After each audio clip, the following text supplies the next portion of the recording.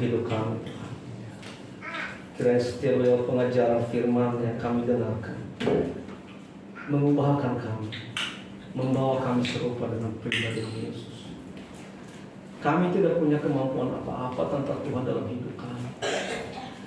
Kami adalah pohon zaitun liar, Tuhan, yang tadinya tidak punya pengharapan, tidak punya janji, tapi hanya oleh karena pengorbanan-Mu kami menjadi pohon zaitun yang sejati, yang punya pengharapan, punya janji keselamatan kepada Tuhan. Terima kasih Tuhan, sebentar lagi kami akan menikmati firman. Maka bila kiranya Engkau Tuhan menjauhkan segala roh jahat, roh yang ingin mengganggu kedamaian kami, yang ingin mencuri firman kami, usirkan semuanya di dalam nama Tuhan Yesus Kristus keluar dari tempat ini, dan hanya kuasa Roh Kudus saja yang berkuasa atas kami. Terima kasih Tuhan, dan nama Yesus Kristus kami menyambut firman Tuhan. Haleluya. Yang percaya katakan amin. Silakan duduk kembali Pak Ibu.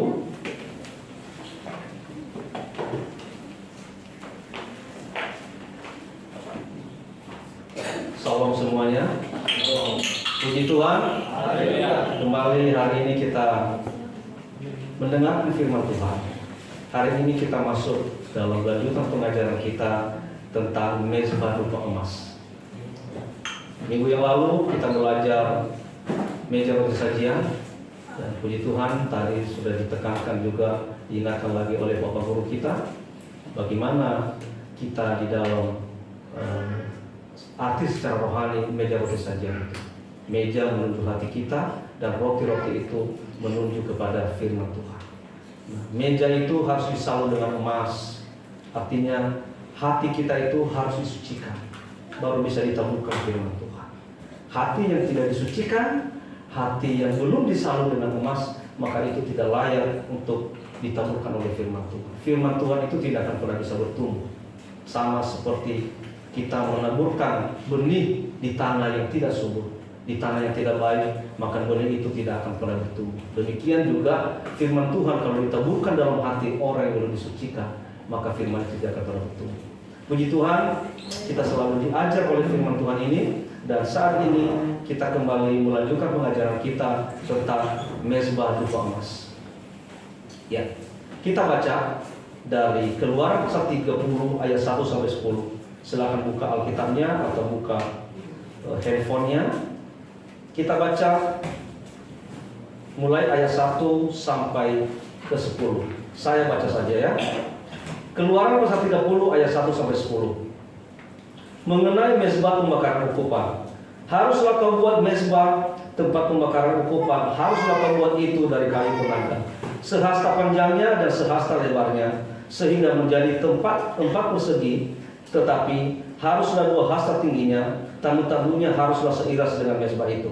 Haruslah kau salut itu dengan emas murni, bidang atasnya dan bidang-bidang sisinya sekelilingnya, serta tamu-tamunya haruslah kau buat bingkai emas sekelilingnya. Haruslah kau buat 2 gelang emas untuk mezbah itu di bawah bingkainya. Pada kedua rusuknya haruslah kau buat gelang itu, pada kedua bidang sisinya, dan haruslah gelang itu menjadi tempat memasukkan kayu pengusung, supaya dengan itu mezbah dapat diangkut.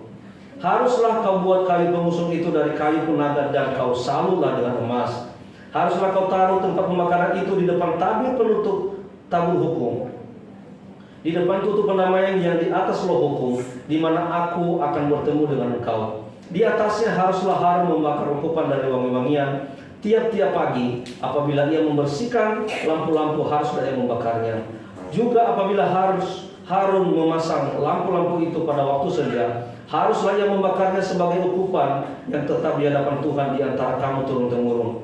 Di atas mezbah itu janganlah kamu mempersembahkan ukupan yang lain, ataupun korban bakaran, ataupun korban sajian, juga korban curahan, janganlah kamu curahkan di atasnya.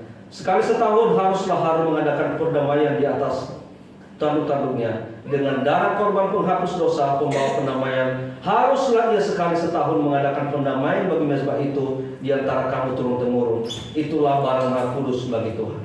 Kita lanjutkan 34 sampai 38. 34 sampai 38. Demikian firman Tuhan mengenai ukupan yang kudus. Berfirmanlah Tuhan kepada Musa, Ambillah wangi-wangian, yakni getah damar, kulit lokan, dan getah rasa malam. Wangi-wangian itu serta kemenyan yang tulen, masing-masing sama banyaknya. Semuanya itu haruslah kau buat menjadi ukupan, suatu campuran rempah-rempah, seperti buatan seorang tukang campur rempah-rempah, digarami, murni, kudus. Sebagian dari ukupan itu haruslah kau giling sampai halus, dan sedikit daripadanya kau letakkanlah di hadapan tabut hukum di dalam kemah pertemuan, di mana aku akan bertemu dengan engkau. Haruslah itu maha kudus bagimu. Dan tentang ukupan yang harus kau buat menurut campuran yang seperti itu, juga janganlah kamu buat bagi kamu sendiri. Itulah yang bagian untuk Tuhan, yang kudus bagimu. Orang yang akan membuat minyak yang semacam itu dengan maksud untuk menghirup baunya, haruslah dilenyapkan dari antara bangsanya. Puji Tuhan. Haleluya. Bapak Ibu sekalian, saya ingatkan kembali, perhatikan pengajaran ini. Saya sudah janji nanti di akhir tahun saya akan mengadakan lomba. Siapa yang bisa menjelaskan kemah suci dari awal sampai akhir? Kemarin juara 1 berapa hadiahnya? 100.000. Kalau kamu pasti hafal. Juara 2 berapa? 300. Juara 3? 200. Nah, mulai dari sekarang saya menabung, bukan 200, 150. Dan mulai dari sekarang saya menabung untuk persiapkan hadiah itu. Jadi saya serius. Perhatikan ya, setiap pengajaran-pengajaran ini perhatikan. Hari ini kita belajar mezbah dupa emas. Seperti itu.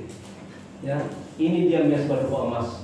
Jadi mezbah dupa emas ini, tahu ini ya, mezbah dupa emas ini tingginya 2 hasta, lebarnya 1 hasta, dan panjangnya 1 hasta. Terus di sekeliling ini ada namanya karangan bunga. Ini ada 4 tanduk di atasnya. Kemudian bentuknya persegi 4. Bentuknya segi 4. Kemudian posisinya dekat tabir. Ini namanya tabir atau tirai. Jadi posisinya di sini. Nanti ada artinya. Kenapa dia harus di sini? Kenapa dia tidak di sini? Kenapa dia tidak di sini? Kenapa harus dekat tabir? Perhatikan. Kita lanjutkan. Mezbah dupa emas ini adalah salah satu perabot yang ada dalam ruang suci. Jadi dia bukan lagi di halaman.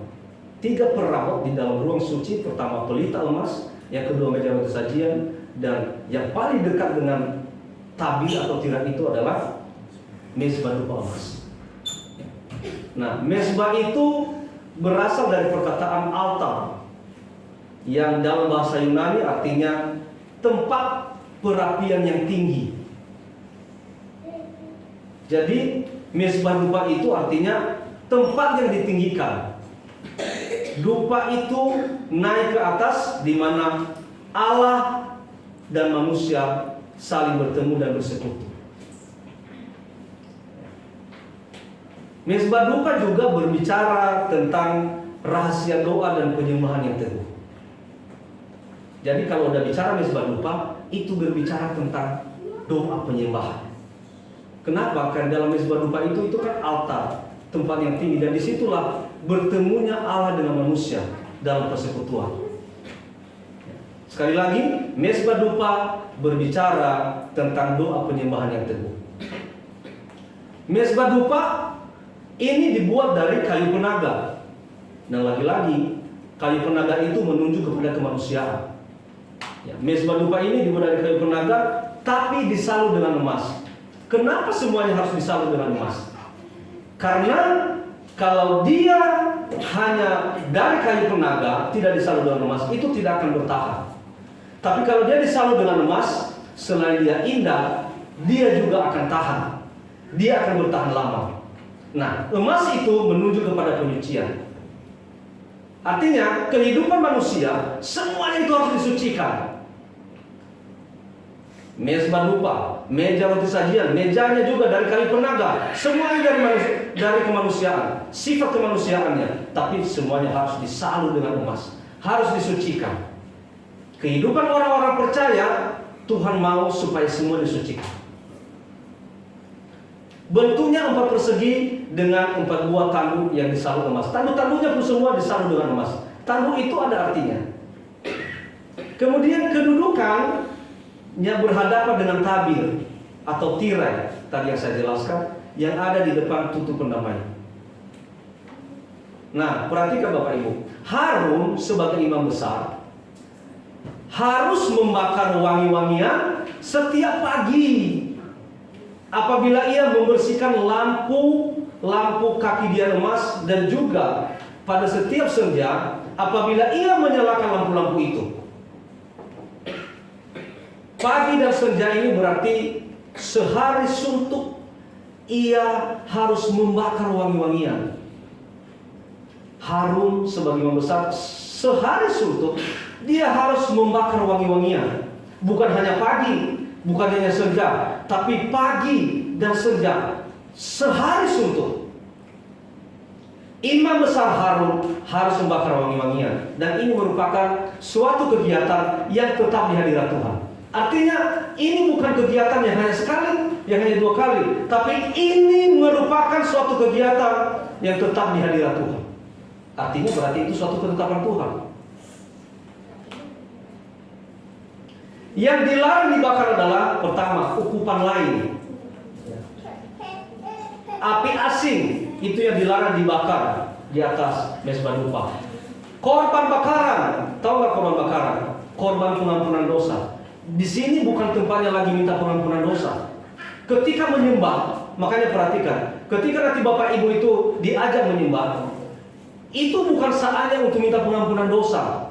Tapi saat menyembah itulah saat kita menyembah kepada Tuhan, saat kita meninggikan Tuhan, saat kita mengagungkan Tuhan. Bukan ketika menyembah malah kita ngomongin, Tuhan tolong Bapak, ampuni dosaku Tuhan Yesus. Tuhan, tolong Bapak, saya punya masalah. Bukan saatnya. Makanya dikatakan di sini, yang dilarang dibakar adalah ukupan lain, api asing, korban bakaran. Bukan saatnya kita minta pengampunan dosa ketika menyembah. Korban sajian, bukan saatnya kita memberi. Bukan saatnya kita menikmati firman pengajaran, bukan. Itu kan untuk memberikan makanan jiwa kita. Itu menjadi roti sajian. Korban sajian bukan saatnya, korban curahan. Jadi dilarang membakar ukupan lain. Dikatakan di sini, kalau membakar ukupan lain, apa katanya? Allah pasti akan murka dan hukuman dinyatakan. Jadi tidak main-main Bapak Ibu sekalian. Ketika menyembah, fokus hanya menyembah kepada Tuhan. Membakar ukupan atau dupa adalah kegiatan berdoa atau menyembah. Kita baca satu aja ya, Lukas pasal 1 ayat 10. Lukas 1 ayat 10. Saya baca demikian firman Tuhan. Sementara itu seluruh umat berkumpul di luar dan sembahyang. Waktu itu adalah waktu pembakaran ukupan. Saya lanjutkan 11. Maka tampaklah kepada Zakarias seorang malaikat Tuhan berdiri di sebelah kanan mezbah pembakaran ukupan. Ketika menyembah, ingat di sini. Ketika mereka membakar ukupan, tampaklah kepada Zakarias seorang malaikat Tuhan berdiri di sebelah kanan. Ketika menyembah, maka Tuhan itu pasti hadir. Ketika engkau menyembah, maka Tuhan itu pasti berkenan, pasti ada. Dengan syarat engkau memiliki hati yang murni, engkau memiliki hati yang disucikan, yang disalur dengan emas. Maka ketika engkau melakukan itu, Tuhan pasti akan hadir. Ingat di sini, maka tampaklah kepada Zakarias seorang malaikat Tuhan berdiri di sebelah kanan mezbah pembakaran ukupan. Engkau menyembah dengan benar, engkau menyembah dengan sungguh-sungguh, penyembahan hanya engkau tujukan kepada Tuhan, maka Allah pasti akan hadir. Amin. Puji Tuhan. Haleluya. Kemudian mezbah dari kayu penaga yang disalur dengan emas. Artinya apa? Sidang jemaat Tuhan harus merupakan mezbah dupa. Jadi kita ini adalah mezbah dupa yang penuh dengan Roh Kudus. Jadi kita ini adalah mezbah dupa yang penuh dengan Roh Kudus, Roh yang suci. Berarti bahwa doa itu dilaksanakan bukan oleh kemampuan atau kekuatan sendiri, maupun karena kewajiban atau terpaksa. Karena doa semacam ini cenderung untuk mengalami kematian rohani. Kalau engkau berdoa, kalau engkau menyembah itu hanya karena kebiasaan, hanya karena tradisi, apalagi karena terpaksa, dikatakan di sini, engkau cenderung mengalami kematian rohani. Dan terasa loh, yang menyembah karena terpaksa, yang menyembah karena tradisi, yang menyembah karena hanya kebiasaan, terasa doanya. Doanya itu nggak hidup. Tapi kalau doanya itu benar-benar karena kerinduannya akan Tuhan, maka doanya itu bisa berdampak kepada yang lain. Makanya dikatakan rohnya itu menyala. Yang di sebelah kiri kanannya, sekitarnya itu akan ikut terbakar oleh rohnya. Tapi kalau kita berdoanya biasa saja, maka percaya, doamu itu tidak akan berdampak sama sekali. Apalagi kalau dalam hati kita ada amarah, apalagi dalam hati kita ada kebencian misalnya, apalagi kalau dalam hati kita ada hati yang nggak enak, lalu engkau menyembah Tuhan, itu tidak akan berkenan di hadapan Tuhan. Sidang jemaat harus menjadi mezbah dupa yang besar, terutama di zaman akhir ini.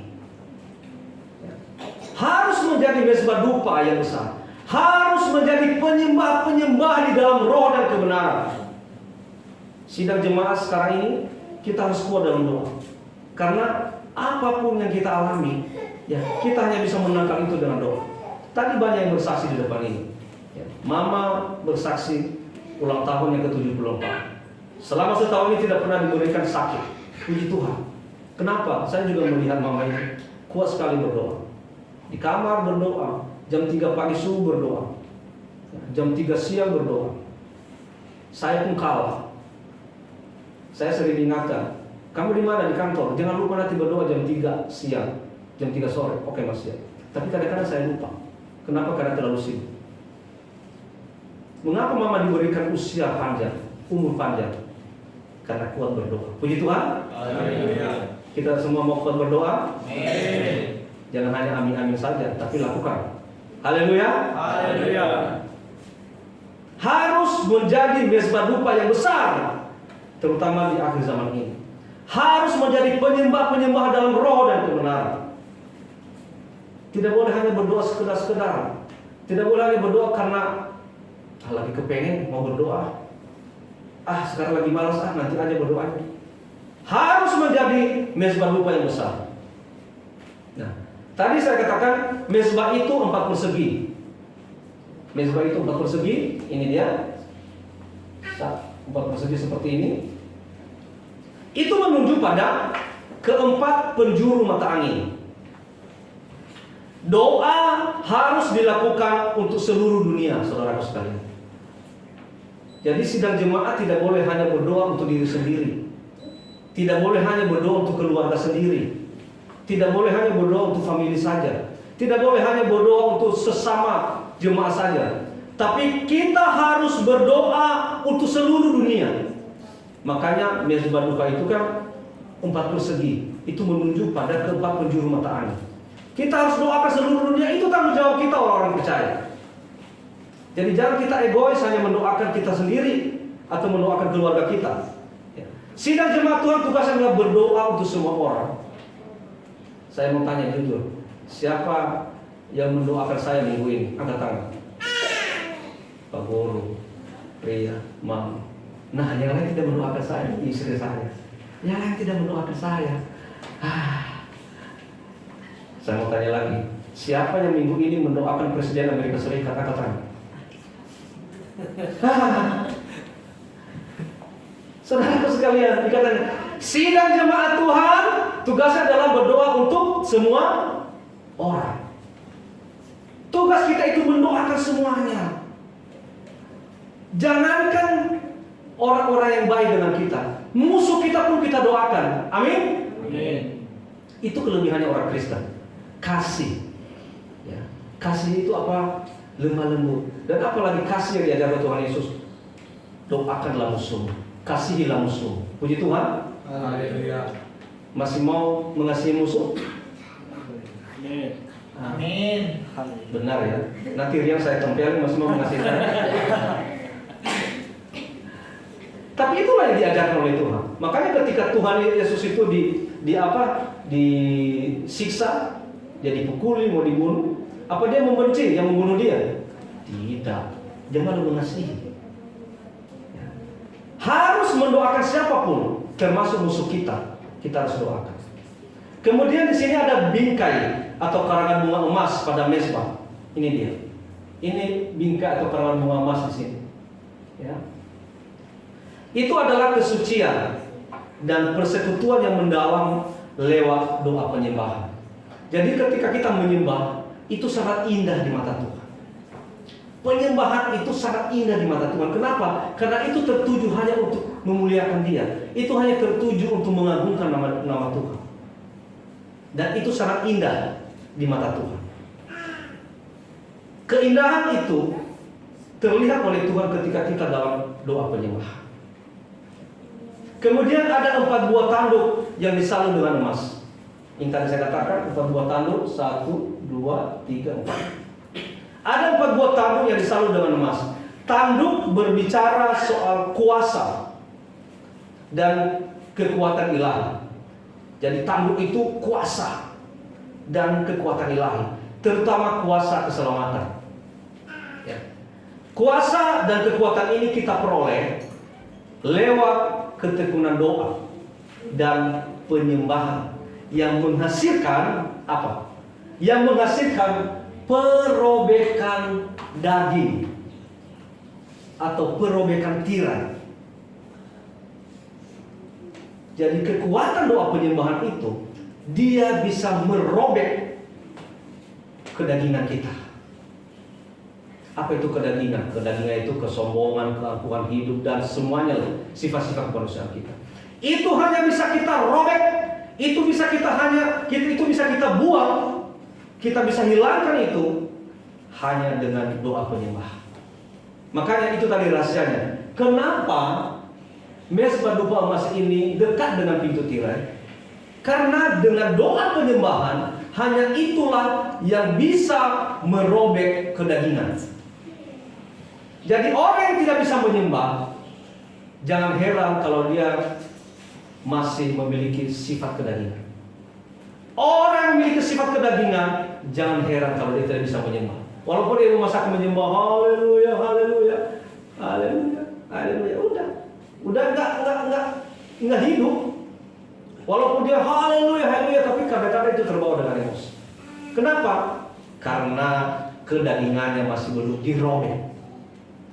Kemanusiaannya masih kuat. Kedudukan mezbah tadi saya katakan itu dekat dengan tabir tirai menghadapi tabut perjanjian. Itu sangat penting. Ya, itu karena doa penyembahan lah yang bisa merobek kedagingan kita. Tabir atau tirai itu adalah bayangan daripada daging. Ingat ketika Yesus mati, maka robeklah tirai dan bebaslah jalan menuju tabut perjanjian. Jadi sebenarnya tirai yang sebenarnya ini dulu secara kemah suci ini telah robek ketika Yesus mati. Maka orang-orang sudah bebas masuk ke dalam tabut perjanjian itu. Karena tirai itu telah terobek, telah terbelah dua ketika Yesus mati di kayu salib. Makanya sekarang kita ini bebas untuk bisa bertemu dengan Tuhan Yesus. Bebas bertemu dengan Tuhan. Kapan saja engkau mau. Kapan saja engkau mau bertemu dengan Allah, bebas. Tapi apa yang menghalangimu untuk tidak bisa bertemu dengan Allah? Nah, itu tadi kedagingan ini. Kedagingan kita, kemanusiaan kita yang masih kental, kesombongan kita, keangkuhan kita, ya, kejumawaan kita, kepongahan kita, itulah yang menghalangi kita bertemu dengan Allah. Sehebat apapun engkau berdoa, tapi kepongahanmu masih ada, keangkuhanmu masih ada, kesombonganmu masih ada, kemanusiaanmu masih ada. Engkau tidak akan bisa bertemu dengan Tuhan. Kenapa? Allah tidak berkenan. Tapi ketika engkau robek, ketika itu semua engkau buang kedaginganmu, maka disitulah Allah berkenan menerima penyembahanmu. Puji Tuhan. Doa penyembahan adalah jalan atau cara untuk merobek atau menyalibkan daging sepenuhnya. Kalau kita baca tadi di ayat ke-34, itu berbicara tentang ukupan wangi-wangian atau rempah-rempah berbau harum Nah, itu tadi katakan terdiri dari getah damar. Getah damar itu atau getah mur, kalau kita lihat getah ini, dia ada merupakan suatu obat yang bisa menghentikan. Dia bisa menghentikan pendarahan. Itu getah damar. Kemudian kulit lokam atau lawang. Kalau dibakar, dia sangat harum. Itulah bahan-bahannya ya, bahan-bahan ukupan ini. Kemudian getah rasa mala. Getah rasa mala dia memiliki kuasa menyembuhkan pahit namun berbau harum. Jadi yang pahit-pahit itu sebenarnya kalau kita minum itu menyembuhkan, jadi obat. Makanya jangan kebanyakan makan yang manis-manis. Jangan kebanyakan makan gula atau apalah, sedikit-sedikit yang manis. Nanti sakit gula, nanti diabetes. Nah, kalau bisa sekali-sekali makan yang pahit. Tapi ada yang mengatakan begini, ayo dong sekali-sekali makan yang pahit. Aduh Pak, hidup sudah pahit, masa makan yang pahit lagi? Haleluya. Tapi di sini hidupnya semua manis. Haleluya. Biarpun hidup manis, biarpun hidup pahit, tapi harus makan yang pahit. Kenapa? Biar tubuh kita sehat. Ya. Getah rasa mala memiliki kuasa menyembuhkan. Dia pahit namun berbau harum. Kemudian kemenyan asli atau warnanya putih. Itu kemenyan yang berwarna putih adalah yang terbaik.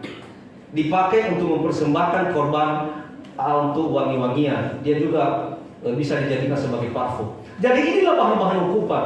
Bahan-bahan ukupan ini bukan bahan-bahan yang kaleng-kaleng, bukan bahan-bahan yang tidak berguna, tapi dia semua punya fungsi. Obat yang menghentikan pendarahan, jika dibakar akan harum dan wangi, memiliki kuasa, dan apa lagi?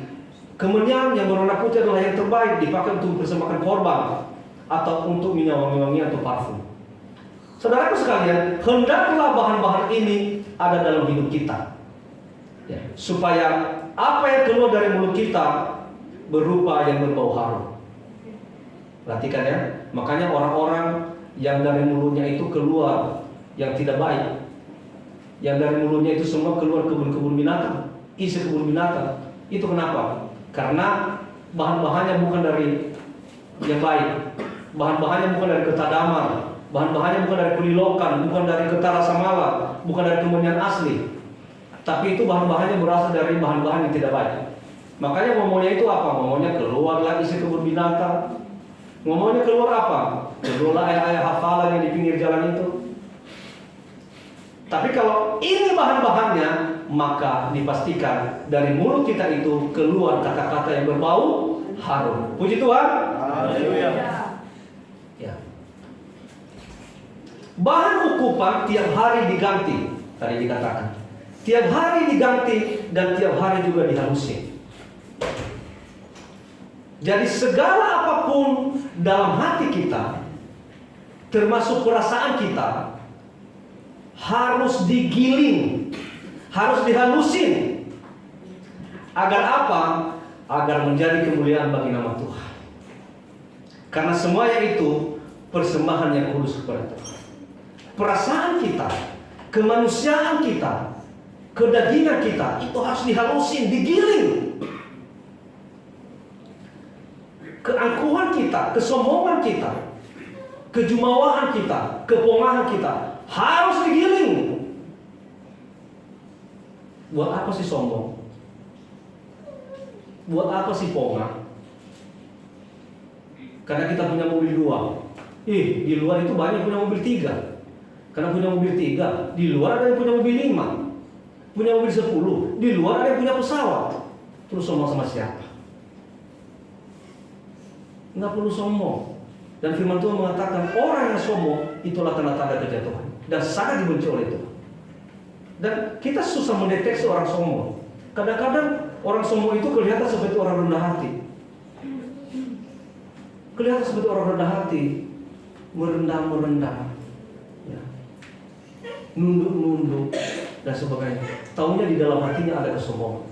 Yang Tuhan mau, apa yang terlihat dan apa yang dalam hati itu harus sesuai. Di dalam hati juga harus ada kerendahan hati, dan terlihat di luar dia juga rendah hati. Itu yang Tuhan mau. Nah, kalau itu masih ada dikatakan di sini, itu harus digiling sampai hancur, Sehingga yang tertinggal adalah apa? Yang tertinggal adalah yang halusnya. Itu semua jadi halus. Ya, dan itulah yang Tuhan mau. Artinya harus disucikan. Kita harus disucikan dari sifat keduniawian kita. Harus disucikan dari sifat kemanusiaan kita. Dan itulah yang berkenan di hadapan Allah. Barulah itu nanti yang bisa kita persembahkan di hadapan Allah. Dan Allah berkenan. Ukupan wangi-wangian itu berbicara tentang doa penyembahan. Ukupan wangi-wangian itu berbicara tentang doa penyembahan dari hati dan jiwa kita yang bersih dan sungguh-sungguh kepada Allah. Penyembahan itu sakit bagi daging. Benar, saudara-saudara sekalian. Ketika kita menyembah, itu sakit bagi daging. Kenapa? Menyembah itu sangat nggak enak. Menyembah nggak enak namanya menyembah. Tapi itu harum dan sangat berharga di hadapan Allah. Puji Tuhan. Sangat harum. Tuhan begitu senang, Allah begitu senang kalau ada orang yang menyembah. Walaupun itu sakit bagi daging kita. Jadi penyembahan itu adalah persekutuan dengan Kristus yang sudah menderita sedemikian di dalam dosa kita. Sehingga kita diserap oleh wujudnya dan tenggelam sepenuhnya di dalam kasihnya. Ayo, marilah menyembah. Hari ini kita diajarkan untuk menyembah. Tadi juga kita waktu penyembahan itu saya lihat semua hanya beberapa orang saja yang menyembah. Kenapa? Ya mungkin karena belum paham apa fungsi daripada penyembahan itu. Doa yang tertinggi itulah doa penyembahan. Kenapa? Karena hanya itulah yang bisa merobek tirai. Hanya itulah yang bisa menghancurkan kedagingan kita. Doa penyembahan.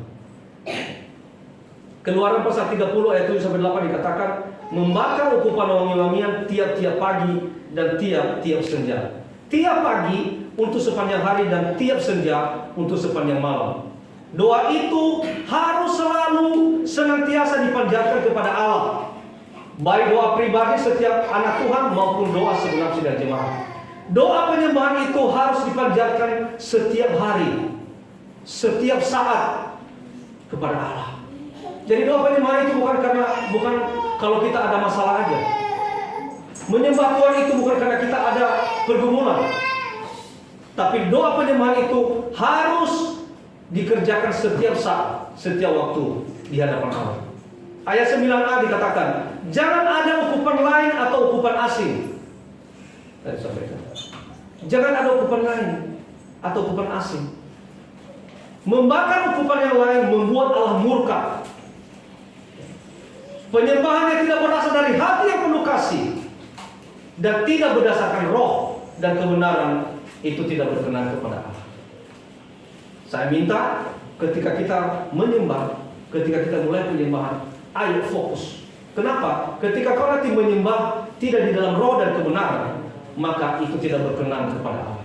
Dan dikatakan sama aja kita mencampur ukupan-ukupan lain. Sama aja kita mempersembahkan ukupan lain, membakar ukupan lain, sehingga menyebabkan Allah murka. Sebelum kau menyembah, bersihkan dulu hati. Jadi dalam penyembahan tidak boleh berlaku keinginan daging, ya. Hal yang tidak benar, dusta, tipu dan dosa tidak boleh berlaku di dalam penyembahan. Nafsu kepentingan diri, kehormatan dan kebanggaan diri, tradisi dan kebiasaan tidak boleh ada di dalam penyembahan. Doa harus terarah kepada Allah saja. Hanya gereja yang memiliki mezbah dupa, yaitu penyembahan dengan roh dan kebenaran, akan bisa dibawa masuk ke dalam ruang Maha Kudus. Ya.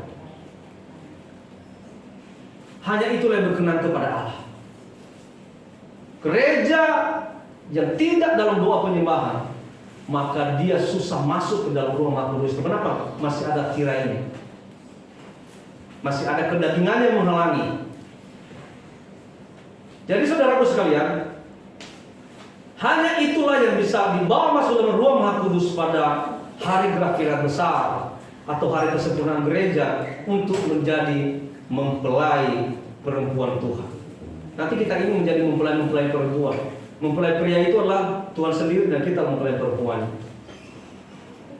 Nah, ketika perabot dalam ruang suci ini menggambarkan ya makna penyembahan dalam roh dan kebenaran. Mezbah dupa menguraikan penyembahan ini. Mezbah dupa menguraikan penyembahan. Pelita emas menguraikan Roh Kudus atau terang. Dan meja roti sajian menguraikan firman Tuhan. Jadi seyogianya ibadah yang sempurna itu adalah dia ada ibadah raya, dia ada ibadah Bible study, dan dia ada ibadah penyembahan. Itulah ibadah yang sempurna di hadapan Tuhan. Jadi saya sekarang kalau gereja-gereja itu ibadahnya udah aneh-aneh aja. Ya itu terserah mereka. Tapi kita harus mengikuti ibadah yang sempurna. Harus ada ibadah raya, harus ada ibadah Bible study, dan harus ada ibadah penyembahan. Tanggung jawab orang percaya ini. Satu, memuji dan menyembah Allah dalam roh dan kebenaran dengan tiada henti. Saya minta nanti kita semua memuji, menyembah Allah dalam roh dan kebenaran dengan tiada henti. Kemudian berdoa syafaat bagi orang kudus agar dunia menerima Kami. Saudaraku sekalian, saya mengajak kita semuanya dengan kita masuk dalam pengajaran Mezbah dupa emas ini. Berarti saya juga percaya tingkatan pengetahuan kita, tingkatan keimanan kita semakin meningkat. Kita jangan hidup lagi dalam doa-doa yang biasa saja. Ya. Tapi pertama, pelita emas harus menjadi terang. Meja roti sajian kita harus hidup dalam firman, dan mezbah dupa emas kita harus hidup dalam penyembahan. Dengan ini, maka inilah yang bisa merobek kedagingan kita, yang bisa menghilangkan kemanusiaan kita, jiwa-jiwa kemanusiaan kita, dan itulah yang bisa memuluskan kita untuk masuk ke dalam ruang Maha Kudus itu.